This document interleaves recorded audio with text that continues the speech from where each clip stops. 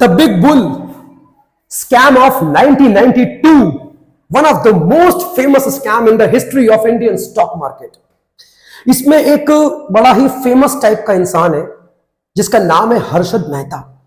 अगर आप देख पा रहे हैं तो इसका नाम लिखा है हर्षद शांतिलाल मेहता। इनका जन्म करीबन 29 जुलाई 1954 को हुआ था गुजरात के अंदर। ये बड़ा फेमस स्कैम है यार, और काफी इंटरेस्टिंग भी है कि इतना दिमाग वाला आदमी अगर सही चीज में या सही मेथड से अगर पैसा लगाता स्टॉक्स के अंदर और फ्रॉड ना करता तो शायद बहुत बड़ा इंसान बनता। कितने लोग तो इस चीज के ऊपर जोर देते हैं कि अगर हर्षद मेहता इतने बड़े स्कैम के अंदर एक्सपोज ना होता, या अगर वो स्कैम आज तक कर रहा होता, कभी भी मान लो कि पकड़ में ना आता, कहते हैं वो मुकेश अंबानी से भी ज्यादा पैसे वाला होता। इतना बड़ा स्कैम स्टार था वो। मैं भी क्या नाम दे रहा हूं उसे, स्कैम स्टार। सच में यार बड़ा भारी दिमाग था इसका। देखो, मैं ज्यादा टेक्निकल बात नहीं करूंगा आपसे, फिर आपको समझ में नहीं आएगा। मैं सिर्फ आपसे बात करूंगा कि असल में ये स्कैम था क्या, है ना। ये इसकी टोपी उसके सर वाला जो इसने स्कैम किया था, जो फ्रॉड किया था, इससे पूरा का पूरा इंडिया हिल कैसे गया। देखो लिखा है ना, स्कैम दैट शूक इंडिया। ऐसा हिला के रख दिया इसने पूरे के पूरे स्टॉक मार्केट्स को। बीएसई की बात कर रहा हूं मैं, बॉम्बे स्टॉक एक्सचेंज के बारे में। ऐसा हिल गया था स्टॉक मार्केट कि लोग फिर स्टॉक मार्केट्स के अंदर पैसा लगाने से डरने लगे। देखो ये बहुत बड़ा स्कैम हो गया, है ना। देखो जरा एक बार लिखा है कि 1984 के अंदर इसने क्या किया, अपने आप को बॉम्बे स्टॉक एक्सचेंज के अंदर एज अ स्टॉक ब्रोकर के तौर पे अपॉइंट करवा लिया। मतलब बीएसई ने इसे क्लीन चिट दे दी और इसे स्टॉक ब्रोकर का कार्ड इशू कर दिया। कब? 1984 में। लेकिन क्या आप जानते हैं कि 1984 से पहले हर्षद मेहता क्या था? ये एक नॉर्मल इंसान था। इसकी फैमिली जो बैकग्राउंड है, कोई बहुत पैसे वाला इसका बैकग्राउंड नहीं है ना। इसने 1976 के अंदर अपना बीकॉम पूरा किया था।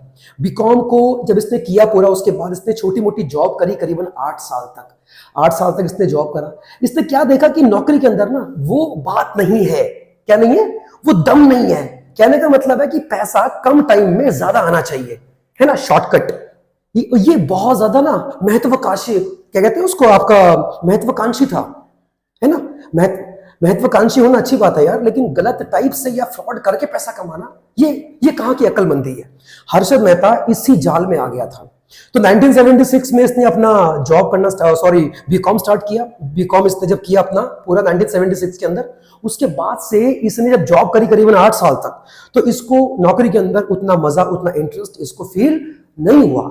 इसने जब थोड़ा सा छानबीन किया कि कम टाइम के अंदर अच्छा पैसा कहां बन सकता है, तब जाके इसको मालूम पड़ा कि स्टॉक मार्केट एक जगह है, ऐसी जगह है जहां पे रातों रात अमीर बना जा सकता है। और ये बिल्कुल सही भी है। अगर आप किसी कंपनी के शेयर्स के अंदर पैसा लगाते हो तो आपको तो ये बात मालूम ही है कि वहां पे सेकंड के हिसाब से शेयर्स के जो प्राइस होते हैं वो बढ़ते घटते हैं। तो इन भाई साहब ने कुछ ऐसा ही करा। तो जब इसने 1984 के अंदर जब इसने बॉम्बे स्टॉक एक्सचेंज को ज्वाइन करा एज ए ब्रोकर, उसके पहले ये क्या था? जॉबर। मैंने एक वर्ड यूज किया, जॉबर। पहले समझो कि मतलब क्या है इसका। आप अगर किसी भी स्टॉक मार्केट के अंदर जाके पैसा लगाना चाहते हैं, किसी भी कंपनी के शेयर्स में या डिबेंचर्स में आप पैसा लगाना चाहते हैं, इन्वेस्ट करना चाहते हैं, तो आप खुद जाके ये काम नहीं कर सकते। You have to go through with the help of a stock broker, है ना। और स्टॉक ब्रोकर से आपको जो आदमी मिलवाएगा उसका नाम जॉबर होता है। जॉबर, JOBBER, जॉबर। तो पहले इसने जॉबर की नौकरी करी, पहले इसने जॉबर वाला काम किया, क्लाइंट को फंसाया और इसने जाके उनको स्टॉक ब्रोकर से मिलवाया। तो करते करते ना इसको इस काम के अंदर ना इंटरेस्ट आ गया, और इसने ये बात जान ली थी कि अगर मैं स्टॉक ब्रोकर बन जाऊं तो मैं क्लाइंट से डायरेक्टली पैसा लगवा सकता हूं, है ना। इसका इतना दिमाग काम कर गया। तो इसने जॉबर काम करते करते करते करते सीख के इसने अपने आप को स्टॉक ब्रोकर की तरह रखा बीएसई के सामने, और उन्होंने उसको एक ग्रीन कार्ड दे दिया कि तुम स्टॉक ब्रोकर बनने के लायक हो, तुम्हें नॉलेज है स्टॉक्स की, आप बन सकते हो। ये क्या बीएसई ने गलती करी थी उनको ये कार्ड देके? तब बीएसई को मालूम था ही नहीं कि इसके दिमाग में चल क्या रहा है। अब देखो इसने स्कैम क्या किया था, है ना। थोड़ी मेरी बात को थोड़ा ध्यान सुनना, ये बड़ा इंटरेस्टिंग किस्सा है। ये जब स्टॉक ब्रोकर बना तो ये मतलब इसका ना काफी नाम बन गया था, लोग इसके पास आके पैसा लगाते थे। और ये उनका पैसा किसी अच्छी से अच्छी कंपनी के अंदर लगा के उनको रिटर्न्स भी कमा के देता था। मतलब काफी बढ़िया नाम हो गया था इसका। इस भाई साहब ने क्या किया, इसने फिर 1986 के अंदर आते आते इसने अपनी खुद की फर्म, अपना खुद का, देखो यहाँ पे लिखा भी हुआ है, क्या लिखा है, इसने 1986 के अंदर आते आते इसने अपनी ग्रो मोर रिसर्च नाम की अपनी फर्म को स्टार्ट कर दिया। मतलब अब क्लाइंट डायरेक्टली इसके पास आते, इसको पैसा देते और ये उनका पैसा लगाता था, just like a mutual fund. Mutual fund था नहीं है, लेकिन इसकी अपनी फर्म थी, तो क्लाइंट इसके पास आते, इवन बैंक तक इसके पास आके पैसा लगाते थे। जरा सोचिए, अब इसने स्कैम क्या किया, बड़ा बड़ा इंटरेस्टिंग किस्सा है। इसने किया क्या था, देखो इसके पास वैसे इतना पैसा नहीं था। इसने क्या किया, ये बैंक के पास गया, बैंक के पास गया, और बैंक तो वैसे भी इसके पास में आते थे पैसा लगाने के लिए। ये बैंक के पास गया, इसने बैंक से लोन लिया। देखो मैं अभी भी कह रहा हूं, हालांकि जो पूरा किस्सा है ये गवर्नमेंट सिक्योरिटीज का है। किसका है, गवर्नमेंट सिक्योरिटीज का है, बट मैं इतना टेक्निकल वर्ड्स का यूज नहीं करूंगा, समझ में नहीं आएगा आपको। सरकार भी लोन लेती है, सरकार भी ओपन मार्केट से पैसा रेस करती है, स्टॉक मार्केट से, तो उसके लिए वो गवर्नमेंट सिक्योरिटीज का यूज करती है। ठीक है, तो मैं फिलहाल उसकी बात नहीं करूंगा आपसे। तो इसने क्या किया, असल में ये बैंक है, चलो इसको मैंने बैंक बोल दिया, बैंक ए नाम दे दिया। इसने क्या किया, बैंक ए से इसने कुछ रुपीज, इसने कुछ, और ये करोड़ के अंदर थे, करोड़ों के अंदर इसने लोन रेस कर लिया उनसे, बैंकों से। और फिर इसने क्या किया कि उन पैसों को इसने जाके स्टॉक मार्केट्स में इन्वेस्ट कर दिया।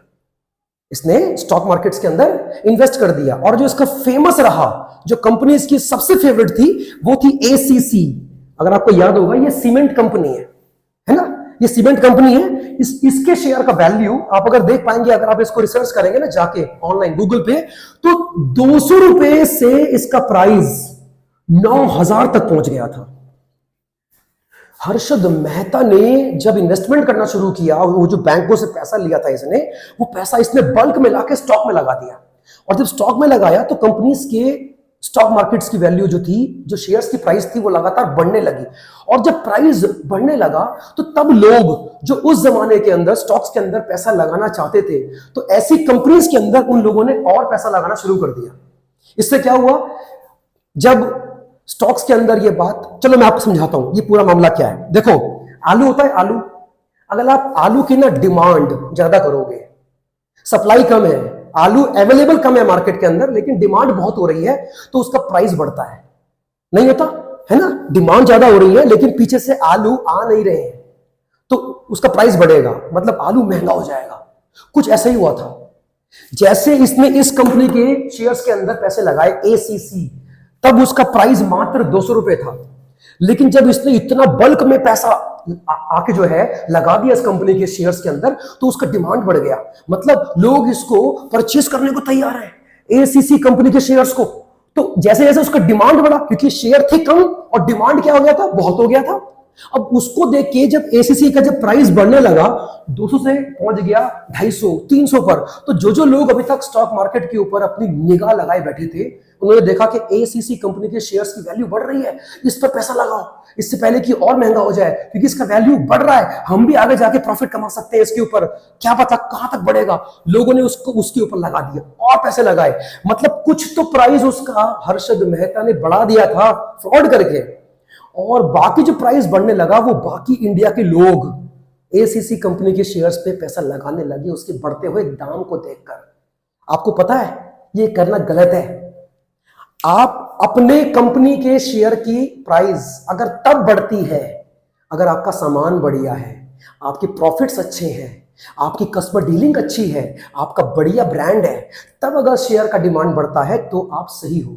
इसे बोलते हैं आर्टिफिशियल डिमांड को बढ़ाना, फ्रॉड करने के मकसद से। हर्षद मेहता ने कुछ ऐसा ही किया था। तो जब पूरे इंडिया में लोगों ने देखा कि एसीसी, रिलायंस कंपनीज, इनकी बड़ी बड़ी कंपनियों के शेयर्स का वैल्यू लगातार बढ़ता जा रहा है, तो लोगों ने और डिमांड करना स्टार्ट कर दिया। तो डिमांड की वजह से क्या हुआ, शेयर अवेलेबल कम थे, डिमांड आई थी, तो उनका प्राइस और बढ़ने लगा, और बढ़ता गया। एसीसी का तो ये हाल हो गया कि 200 रुपए का एक शेयर, उसका वैल्यू पहुंच गया 9,000 रुपए। जरा सोचो, एक शेयर जो 200 रुपए का मिल रहा है, वो आगे आते आते 9,000 का हो गया। जिस आदमी के पास 1,000 शेयर है और उसने 200 रुपए के हिसाब से लिए होंगे, जरा सोचो वो कितना कमा गया होगा एसीसी के थ्रू। सोचने वाली बात है। असल में फ्रॉड यही था अब आपके मन में ये आएगा सवाल कि सर एसीसी के अंदर पैसा लगाने के लिए उसके पास फंड कहां से आए? भाई एक ही बारी में बल्क बायर की तरह घुस गया और कंपनी के शेयर्स उसने मार्केट से परचेज कर लिए, स्टॉक मार्केट से। अब सवाल यह है कि बल्क में शेयर परचेज करने के लिए उसके पास पैसा कहां से आया? अभी मैंने आपको उसका एग्जांपल दिया था। ये बैंक के पास गया, बैंक को बोला मुझे लोन दे दो, मुझे ऐसा कर दो, मैं आपको पैसा वापस कर दूंगा। और उस जमाने में क्या था कि ऑनलाइन, इंटरनेट, कंप्यूटर, लैपटॉप्स इतना कुछ था ही नहीं, तो कोई भी अगर फ्रॉड होता था तो वो पकड़ में नहीं आता था। तो असल में क्या हुआ, इसने बैंक को कैसे भी करके कन्विंस कर लिया कि मुझे लोन चाहिए और मैं इतने टाइम के अंदर आपको ये पैसा वापस कर दूंगा। मतलब ये इसकी एक बड़ी, इतनी बड़ी खूबी थी। पहला पॉइंट इसका ये था, बैंकों को कन्विंस करने में बड़ा आगे था। और दूसरा, उनसे टाइम लेता था कि इतने टाइम के बाद मैं आपका पैसा सूद समेत इंटरेस्ट के साथ वापस करूंगा। तो बैंक इसको करोड़ों रुपए में लोन देता था और जब इसको लोन मिलता था तब ये जाके तुरंत स्टॉक मार्केट्स के अंदर लगाता था, उन्हीं कंपनीज के शेयर्स के अंदर। और जब उस कंपनी के शेयर्स के अंदर एक ही बारे में लाखों करोड़ रुपए जब लगते थे एक ही आदमी से, तो उसका प्राइस बढ़ता था और फिर उसके बढ़ते हुए दाम को देखकर बाकी लोग उस कंपनी के शेयर्स का डिमांड करते थे, जिससे कि उसका प्राइस बढ़ते बढ़ते बढ़ते बढ़ते 9,000, 10,000, 11, 12,000 तक पहुंच जाता था। इतना बड़ा। कहते हैं उस जमाने में जब उसने फ्रॉड किया, कहते हैं 4300% स्टॉक्स की वैल्यू बढ़ गई थी। जरा सोचिए, 4300, ये बहुत ज्यादा है। बॉम्बे स्टॉक एक्सचेंज ऐसा टॉप तक चला गया था, इतना बड़ा बुल, इतना प्राइस उसका हाई हो गया था स्टॉक्स का, बॉम्बे स्टॉक एक्सचेंज। भाई हर्षद मेहता, इतना ज्यादा दिमाग था उसके पास। आपको पता है उसने क्या किया था? बैंकों की झूठी रिसीट उसने बना ली थी। झूठी रिसीट्स, झूठे दस्तावेज, झूठे कागज, उनके बेस पर जाता और बैंकों से लोन लेता। मतलब इतने सारे बैंकों से इसने लोन ले लिया था। कैसे? जरा देखो एक बार।